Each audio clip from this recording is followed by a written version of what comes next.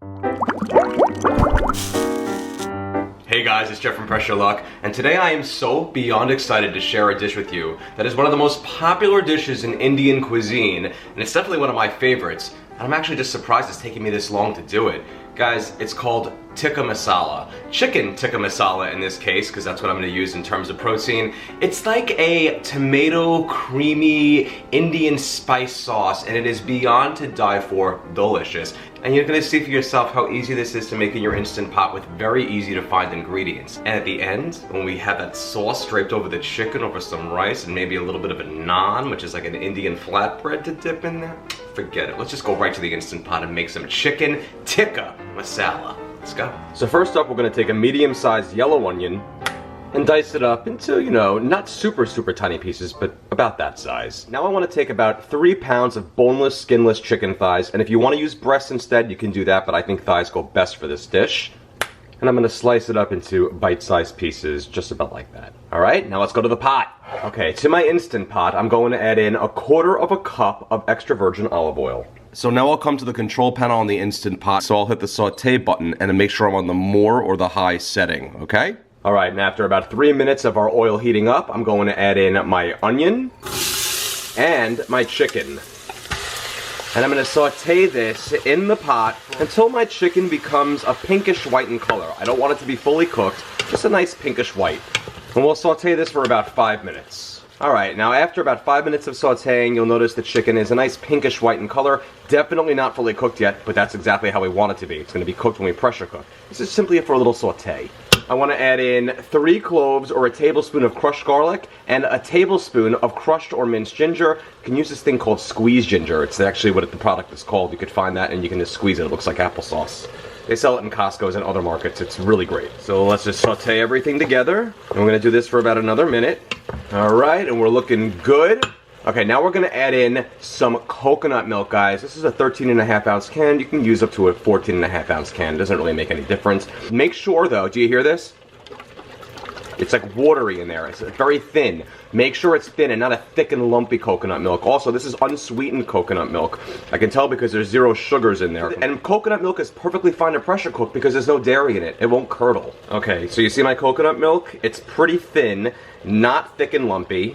There you go. Perfect. That's how it should look. And now I want to season it up with a tablespoon of garam masala. This is a classic Indian spice. You could find it in many international markets or Indian or Asian markets, or easily found online. 1 teaspoon of seasoned salt. I use Lawry's. A teaspoon of cumin, or cumin people call it as well. And a teaspoon of turmeric, which is super good for you. It also adds beautiful color. So after adding those spices, I'm just going to stir it into the pot.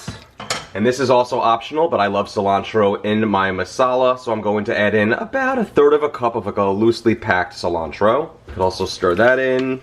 You don't have to add the cilantro if you don't want. I'm also going to add a little bit more at the end for garnish. And I'm going to drop a bay leaf in there. I actually had a friend say recently that a bay leaf is like a sham of an ingredient, and that's completely untrue in my opinion. It adds so much flavor, and it really does make a difference. So I'll just put that in there as well. And now we're ready to pressure cook. I'm going to secure my lid, make sure the valve is in the sealing position. Now let's hit the cancel or the keep warm cancel button depending on your model, and then hit the pressure cook or manual button depending on your model. And we want to go, guys, for 6 minutes at high pressure. And now that we're done, we're going to finish with a quick release.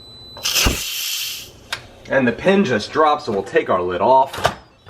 And there we have it. Alright guys, I know what you're thinking right now. But Jeff, that doesn't really look anything like Chicken Tikka Masala. And you're right, but that's what the finishing touches are for. Trust me on this. First up, let's remove that bay leaf. We don't want that in there anymore. It's already served its purpose and lived its little life.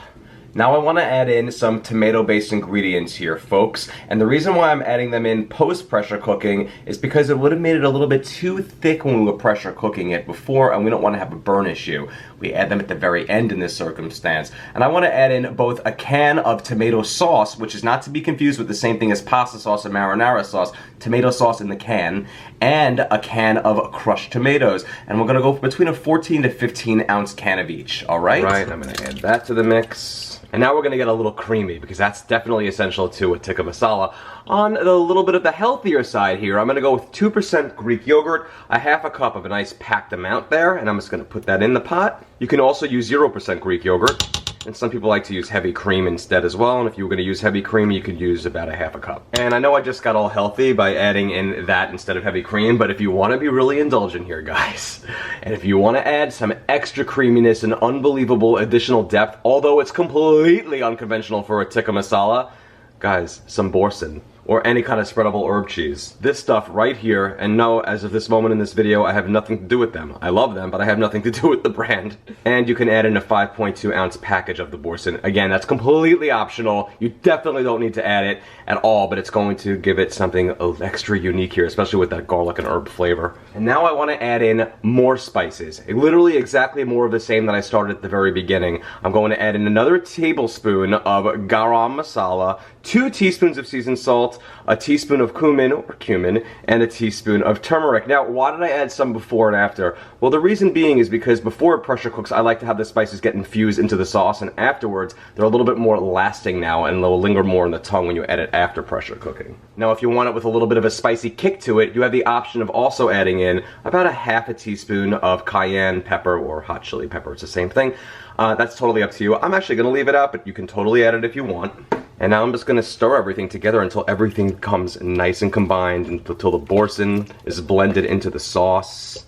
And we're going to stir that up, and look at how delicious this looks, guys. Oh, wow. And we also want to add in a little sweetness here at the very end, and that's going to be 2 tablespoons of pure maple syrup. Look at this, guys. Look at all of this delicious chicken in this lush, velvety, creamy tomato sauce, infused with wonderful spice. That garam masala is really everything here. All right, guys, let's serve it up. So I'm going to grab a bowl, and the first thing I want to do is I want to put some rice in there, if you have some. It's great over rice. Adding some basmati rice here. Now it's time to add the chicken over the rice. Oh yeah. There we go. Looking glorious. And maybe you want a little bit of naan to dip in there as well. This is some amazing garlic naan. I didn't make this myself, I'll admit that, but it's still fabulous to dip in any type of Indian dish and sauce, or really any sauce in general. It's a fabulous Indian bread. And there we have it, guys. My rice, my naan, my chicken tikka masala, all ready to go. Let's try this out. And there's my tikka masala. Let's give it a whirl here. Look at this. Look at how delicious. Here we go. Oh, that is nice. That's really very nice. Why am I speaking with an Italian accent right now? And a bad one at that. Guys, this chicken tikka masala is everything it should be. It's creamy, it's tomatoey, it's loaded with absolutely delicious spice. And that over the rice, makes everything nice. Look at the naan. I'm gonna dip some of the naan there. You're gonna have plenty of sauce left over for dipping. You know, I've said this before. Sometimes I literally get angry that food tastes so good, so easily done. It almost doesn't make sense. It's almost not fair. But whatever, you can pretend this took forever to make. You saw it takes no time at all. The chicken's melting in my mouth like butter. Speaking of which, butter chicken is another fabulous Indian chicken dish you should definitely check out. I have a recipe for that too. And the sauce is just absolutely divine. It's lovely. You definitely do not need to add the boursin at the end if you want to keep the calories down for sure. It just adds a nice flavor kick at the end for sure. And if you also want to add in some, like I said, cayenne pepper, add some in, give it some spice or some heat. I don't really want that in there though. Not for this one. If you love Indian food, I can guarantee you're gonna absolutely love this dish. This is up there with some of the best chicken tikka masala I've ever had personally.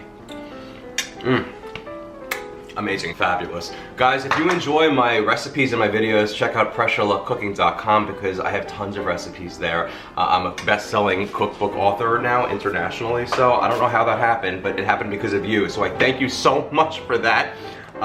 And I have another one coming out actually, the lighter step-by-step Instant Pot cookbook. That comes out in April of 2021. And by the way, my cookbook has over 750 photos in it with step-by-step photos of every recipe and also showing you what every final product looks like. You don't want to be without that book. Check out facebook.com/pressurelockcooking and like that page for any time I release a new recipe, humor, tips, deals on items, and of course at Pressure Luck or at Pressure Luck Cooking on Twitter, Pinterest, Instagram, and YouTube, where all my videos live. Guys, thank you so much for watching, and just remember, as the clock keeps tikka-taka-ing down to dinner time, well, you gotta make some tikka masala.